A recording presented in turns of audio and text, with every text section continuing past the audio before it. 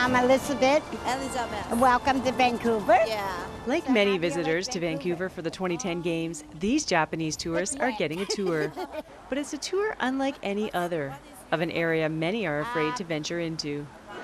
They're getting a first-hand introduction to one of Canada's poorest postal codes, Vancouver's downtown east side, an area of the city that is best known for drug deals, addiction, and homelessness.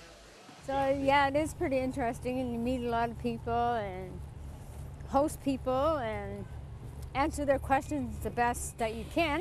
The guides are called Radical Hostesses, part of the hospitality initiative of Vancouver's faith community. 12 women from the downtown east side have been trained to welcome the world and show visitors and locals alike the beauty of their neighborhood.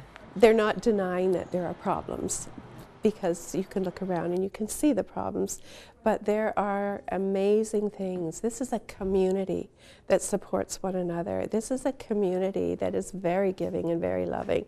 So they are reflecting the good things about the community and taking away all the bad press. we get press all over the nation and the world, and it's always bad, so they're sharing the good news. Gwen McVicker of Linwood Ministries came up with the idea when she realized women in the struggling part of Vancouver had little opportunity to give back. Women can be inclined in the downtown east side to almost embrace a victim role. If you're used to going and receiving everywhere, you go somewhere for clothes, you go somewhere for food. And we recognize that there's so much potential in the women in the downtown east side. They are amazing women, gifted and creative and artistic. Gwen's friendship with the women started with retreat weekends she launched at her beautiful home on Vancouver's Sunshine Coast. But soon she realized that wasn't enough. They needed a place of peace in their own neighborhood. Decorated with care, beauty, and femininity, these rooms on the second floor of a West Hastings building are a sacred space for the women of the downtown east side to find comfort, security, and rest. The room is home base for the hospitality the women provide during the games. Welcome to the great room. Visitors receive snacks and drinks and enjoy music and craft exhibitions. Elizabeth is a former sex trade worker and alcoholic who is now volunteering 12 hours a day to welcome people to the downtown east side. I love people. I love meeting different people. I love when people come up to me, even though I don't know what to say, and then but when they go like this, I say, "You want coffee?" And they go, "Yeah," and I say, "Follow me." So, you know, it's kind of like I kind of take them where they need to go.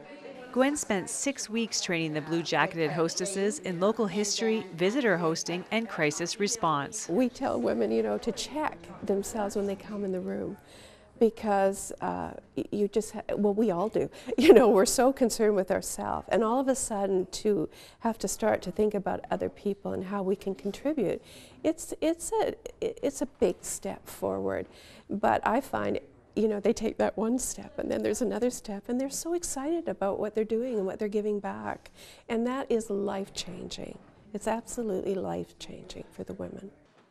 And all of the training is modeled after the life of Jesus, who Gwen says consistently showed kindness and compassion to the poor and marginalized. As a hostess, you always included at your table the poor.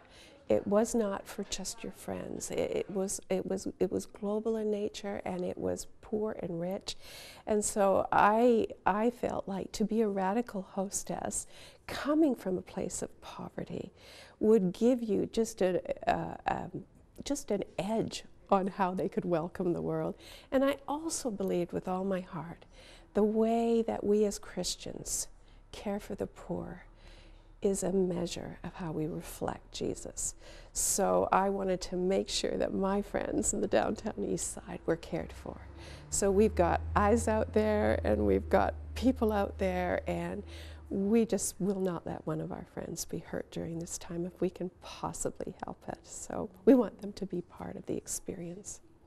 Grace, a recovering alcoholic and drug addict, says the new role is helping her give back to the community she loves. I wanted to show that there's more here, and I feel good about me. I feel good about myself. I feel good about Linwood Ministries helping me to become who I am today. And is being a radical hostess helping you on your journey to recovery? It sure is, yes. How? Because I get to be with all my sisters and being able to pray every day, being clean and sober. Yeah, is God making a difference in all that?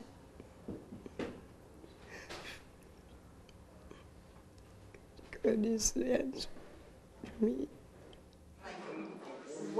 Gwen McVicker set out to help women in her own backyard and to see if her love for them and God could make a difference in their lives.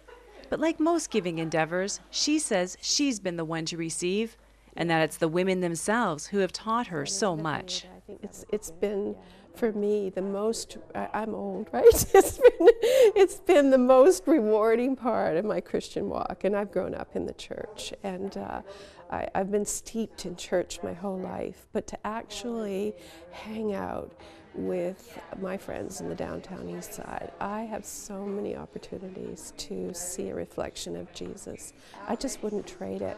And I guess that's my challenge for the church, is take the opportunity to really hang out with some of the poor and the broken and the prisoner, the abused, the violated, and I just promise you, you will have a new understanding of who Jesus is. That's been my experience.